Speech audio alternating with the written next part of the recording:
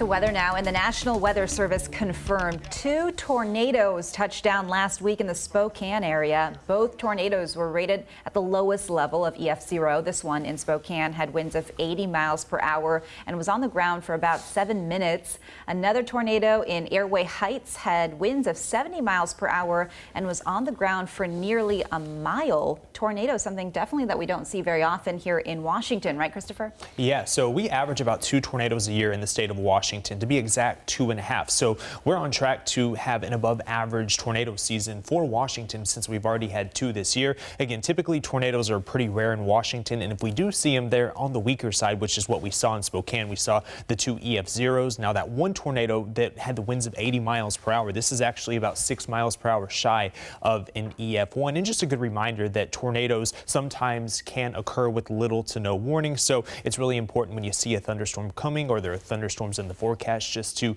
keep abreast to the latest forecast. Going from spring-like thunderstorms to winter-like temperatures yesterday in Seattle as well as Olympia, we did achieve a new record low high temperature of 51 degrees. That is 15 degrees shy of the average high of 66 degrees. So it's been a very chilly weather pattern. But today we're luckily seeing those temperatures about 5 to 7 degrees warmer right now compared to this time yesterday. And a big reason why is because of some of the sun that we've seen throughout the day, allowing those temperatures to warm into the mid to upper 50s for all of Puget Sound. 57 in Seattle, 55 in Everett, 57 in Oak Harbor. A little bit cooler for the coast, 52 degrees, where we have those temperatures generally running in the lower 50s. Again, a good 10 to 15 degrees below average, but it is warmer than what we did see yesterday. Because we saw the sun throughout a good chunk of the day, we are noticing, though, some of that cloud cover starting to work its way in ahead of our next weather maker, which is a frontal system that's going to move in tonight into your Saturday morning,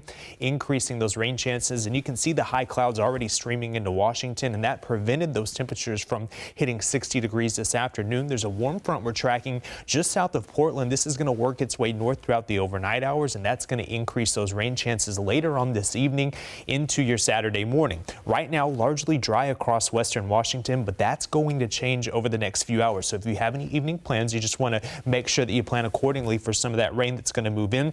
This is around 8 tonight. We're going to see the rain showers already increasing for coastal Washington, the southwest interior into the South Sound, possibly Seattle getting in on some of the rain activity by 8 p.m. tonight. And by 10 p.m., most of Puget Sound getting in on the rain chances, especially central and South Sound, extending into the southwest interior throughout the overnight hours into your Saturday morning. But that frontal system is on the weak side, and it's going to track largely south of our area. So the rain chances by tomorrow morning are largely decreasing. So we'll see that downward tick in the rain tomorrow morning, and that sticks around into the afternoon hours. So I think tomorrow is going to be largely dry after the morning hours, with actually a few sun breaks out there by tomorrow afternoon.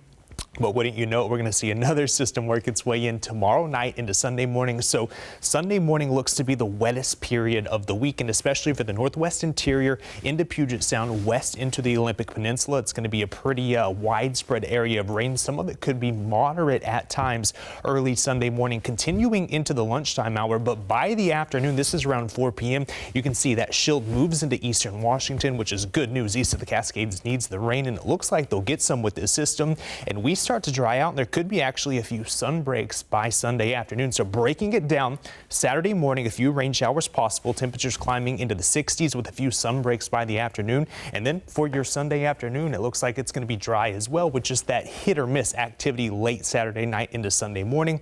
Heaviest rain will be Sunday morning, but it starts to lessen up as we work our way into the afternoon hours, with those temperatures again climbing into the 60s. So it is going to be a mild weekend compared to what we've seen. But again, our temperatures are still running a good 5 degrees below average over the weekend. We stay in the 60s for your Monday, but temperatures start to fall by the middle of the week as a stronger cold front moves into western Washington.